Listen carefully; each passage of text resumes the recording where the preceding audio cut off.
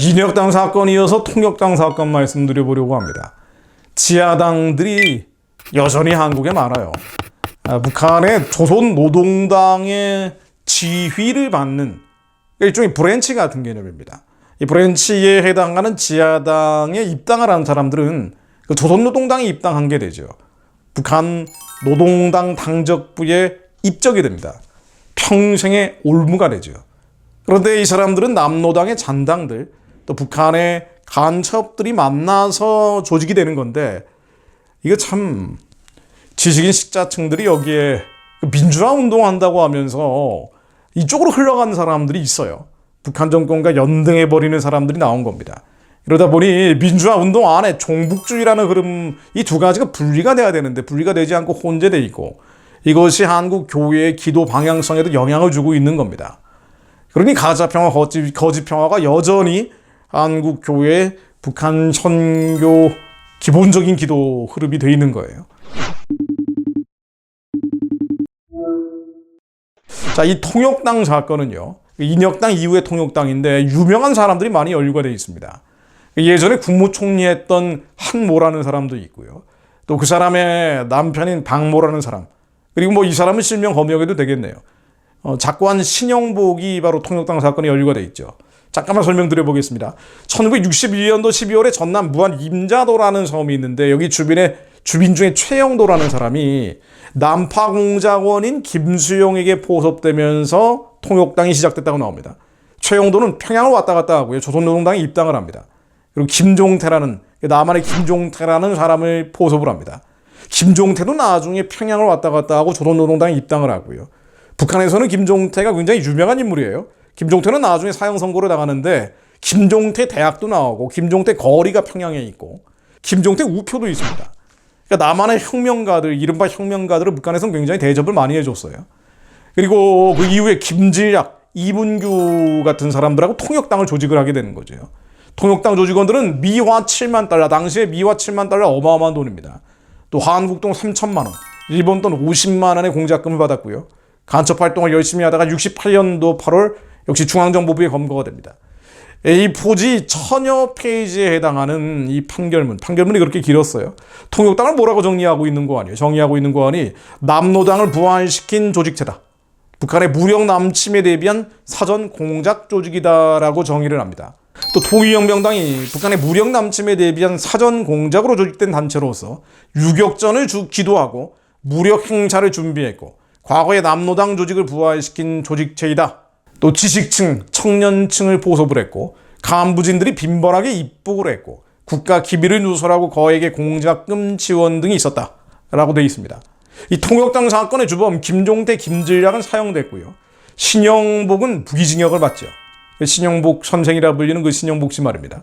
또 예전에 국무총리했던 그 이후에, 이 통역당 사건 이후에 민주화 운동한다고 하면서 정치인 활동을 하고 나중에 국무총리까지 됐던 한모라는 인물 역시 징역 1년, 집행유예 1년, 자격정지 1년, 실형을 선고받죠.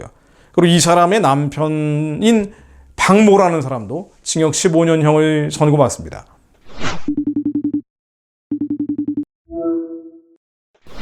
자, 신영복은 통역당 사건으로, 통역당 뭐 명백한 간첩 사건 아닙니까? 근데 88년도에 특별 가석방으로 출소를 해요. 그리고 감옥으로부터의 사색이라는 책을 출간해서 운동권 학생들의 필독서로 인기를 끌게 되죠. 99년부터는 성공회대 교수로 재직을 했고요. 그리고 몇 년 전에 사망했습니다. 그 붓글씨가 굉장히 유명하죠. 처음처럼이라고 쓰는 그 붓글씨 말입니다.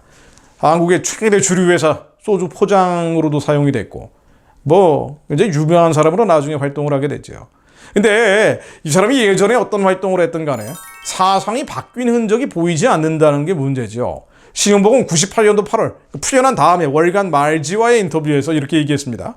사상을 바꾼다거나 그런 문제가 아니고 밖에서 사회활동을 하는 가족들이 그게 좋겠다고 권해서 한 것이다. 나는 전향을 해서 밖으로 나온 게 아니다. 가명됐잖아요. 근데 이 전향서를 쓰게 돼 있는데 이 전향서는 자발적으로 쓴 게 아니다. 뭐 이렇게 얘기하는 겁니다. 사상 전향 자체를 부인했죠. 2003년도 인문교양기관지 황해문화라는 책을 보면은요, 신영복이 이렇게 얘기합니다.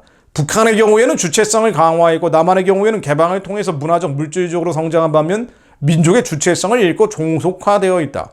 북한이 정신적으로는 우월하다라고 얘기하는 거예요. 이게 이제 그냥 넘어갈 얘기는 아닌 게요. 정신적으로 우월하다는 것은 영적인 우월성이 있다라고 인정을 하는 겁니다. 북한이 무슨 영적인 우월성, 정신적인 우월성이 있습니까? 기빌성을 신으로 만들어버리고 하나님을 대적하는 체제 아니에요. 근데 미혹된 사람들은 이렇게 보는 거죠. 신용복은 또 이렇게 하기도 했습니다. 자본주의를 비판하고 사회주의 옹호하는 발언들을 계속했는데요. 제가 몇 개만 인용해 보겠습니다. 사회주의의 긍정성에 대한 많은 사람들의 공감이 있는 한 그 장점은 역사 속에서 계속 살아남을 것이다. 새로운 조건에서 새로운 시도가 필요하다. 역사적으로 사회주의 이념은 자본주의를 수정해내고 규제해내는 역할을 훌륭하게 해냈다. 성장에 대한 어떤 환상, 이것이 바로 자본의 이데올로기다. 나중에 제가 사회주의, 자본주의에 대해서 또 시리즈로 말씀드릴 기회가 있겠습니다만은 자본주의는 자생적인 질서예요. 아담과 하와 이래로 자본주의였습니다. 그런데 이 자본주의라는 것은 종교개혁을 통해서 정리가 된 거죠. 정립이 된 겁니다. 다만 자본주의 자체는 자생적 질서, 그러니까 아담과 하와로 이래로 시장을 통해서 먹고 사는 원래 있는 자연 질서를 자본주의라고 부를 수밖에 없는 건데, 이 자본주의에는 정신이 필요합니다. 자본주의 정신. 그러니까 자본주의는 하드웨어만 있는 게 아니라 소프트웨어가 같이 가야 된단 말이죠. 이 소프트웨어가 바로 사랑입니다. 그러니까 사랑이 빠진 자본주의는 썩게 돼 있는 거예요. 그렇다고 해서 자본주의 자체가 문제는 아니에요. 자본주의는 원래 있는 그대로의 질서이기 때문에. 그래서 자본주의가 문제라면 자본주의의 정신인 사랑을 실천을 해야죠. 인간이 스스로 변화돼서, 즉 복음이 들어가서 이웃에 대한, 약자에 대한, 열약한 자들에 대한 사랑을 실천하는 게 중요한 것이지, 자본주의 자체가 문제라고 해서 사회주의로 바꾸는 것은 더 심각한 문제점들을 만들어냈단 말이에요. 지상 천국 만들겠다고 하면서 지상이 지옥을 만들어냈을 뿐이죠. 이게 바로 인본주의입니다. 그러니까 자본주의 비판할 게 아니라 자본주의 정신인 사랑을 실천하란 말이에요. 근데 이 사랑 실천할 생각은 안 하고 말이죠. 북한의 2천만 노예농족들 해방할 생각은 안 하고, 구원할 생각은 안 하고, 우리 주변에 있는 약한 사람들, 연약한 사람들 도울 생각은 안 하고, 자본주의를 비판하는 거예요. 남 탓하는 겁니다. 사단적인 생각이죠. 마귀적이고 정욕적인 생각입니다. 그래서 사회주의 얘기한다고 하지만 사회주의는 대안이 아니란 말이에요. 근데 이제 잘 모르는 사람들이 이렇게 얘기합니다. 세상에 헛된 속임수에 빠져 있는 사람들, 이렇게 얘기하는 거죠. 자, 신현목 얘기 하나만 더 인용해 볼까요? 93년도 5월에 월간 길과의 인터뷰에서 이렇게 얘기합니다. 교도소에 들어가서, 그러니까 자기가 통역당 사건으로 교도소에 들어가서 일제하, 만주 8.6군, 대구 11 사건, 구빨지산, 신빨지산, 이거 다 공산주의 활동했던 사람들 아니에요? 8.6군은 중국 공산당 활동했던 사람이고, 대구 11 사건은 남한의 남노당 활동했던 사람이고, 그런데 이렇게 얘기합니다. 그분들을 만나면서 단순히 역사로서 이해하던 해방 전후의 정치 상황을 피가 통하고 살이 통하는 것으로 이해하게 되었습니다. 나로서는 감동적인 경험이었죠. 그런 힘들이 우리 사회의 저변에 잠재해 있습니다. 그렇기 때문에 패배는 없고 언제나 승리하는 말이 있는 거지요. 혁명 세력이 집권하지 못했다고 해서 프랑스 혁명은 실패했다고 한다든지, 관군에게 패배했다고 동학혁명이 실패했다고 하는 말이 어리석은 이유가 여기 있다고 봅니다. 생각이 안 바뀌었다는 거예요. 죽는 날까지 이른바 혁명 세력의 집권을 꿈꿨다는 얘기입니다. 근데 이 만주 8.6군, 구빨지산, 신빨지산 다 그들이 했다는 혁명, 한반도 공산화 혁명인데 여전히 그런 생각을 하고 있었다는 거죠. 그런데도 불구하고 알만한 목사님들이 이런 사람들을 사숙을 하고 또 존경한다라고 표현을 하고, 이거 참 무지한 것도 무지한 건데 영적인 미혹이죠. 자, 정리해 보겠습니다. 이 반미운동, 한국의 반대한미국 운동의 뿌리에는요, 6.25 사변이 있습니다. 분단 자체가 있습니다. 분단이 극복되지 않으면 북한의 우상숭배 체제가 빨리 평화적으로 무너지고 저 땅에 하나님을 두려워하며 경외하는 지도자들이 나오지 않는 한 이런 문제들은 계속되는 거예요. 한국의 좌파들이 왜 이렇게 다른 나라보다 더 지독하냐 말이에요. 놀라운 하나님의 사적들, 한강의 기적 이후에 세계에서 10번째로 잘 사는 나라 중에 하나가 됐는데도 불구하고 왜 이 지경으로 공산주의자들이 있느냐는 겁니다. 신공산주의자들이 젠더 흐름을 계속 들여오고 있느냐는 거예요. 그리고 80년대는 주체 사상파까지 등장했냐는 겁니다. 그리고 시민단체, 사회단체, 정치권에 여전히 문화 권력을 꿰차고 있냐는 거예요. 왜 한국 교회는 잘못된 기도의 방향을 아직도 붙잡고 있냐는 겁니다. 왜 사드 기지에 말도 안 되는 참외 미국의 전자파가 들어간다는 등 말도 안 되는 선동을 하느냐는 거예요. 촛불 집회 때 나오는 광풍들은 뭡니까? 친북 종북적인 흐름은 뭐예요? 친중적인 흐름, 휘진핑을 빨아대는 건 뭡니까? 이게 바로 한이 있습니다. 이 사람들의 마음속에 한이 극복되지 못한 게 있어요. 이것으로 인해 우리가 그냥 역사 속의 한 페이지다라고 넘어갈 수가 없는 게 부작용들이 계속 나오고 있다는 겁니다. 북한 정권에 대해서 미온적인 태도를 보입니다.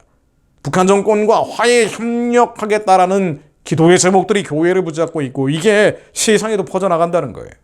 결과적으로는 하나님의 역사가, 대한민국 역사 속의 하나님의 역사가 가려져 버립니다.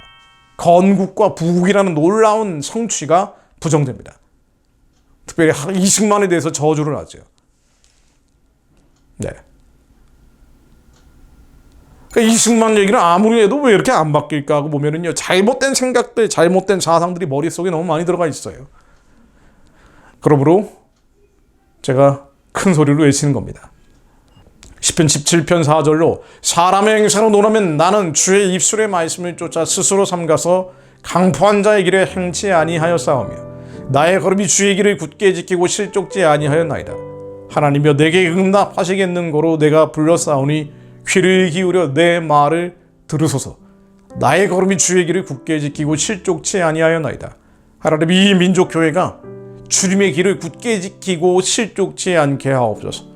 미혹되지 않고 거짓과 선동에 넘어가지 않고 잘못된 역사 안에 빠지지 않고 주님께서 원하시는 길, 북한 열고 세계 선교하는 주님의 길을 굳게 지키고 실족치 않는 민족교회가 되게 하시고 그런 교회들이 일어나게 하옵소서. 저희들이 그런 교회가 되게 하옵소서. 예수 그리스도 이름으로 기도드립니다. 아멘.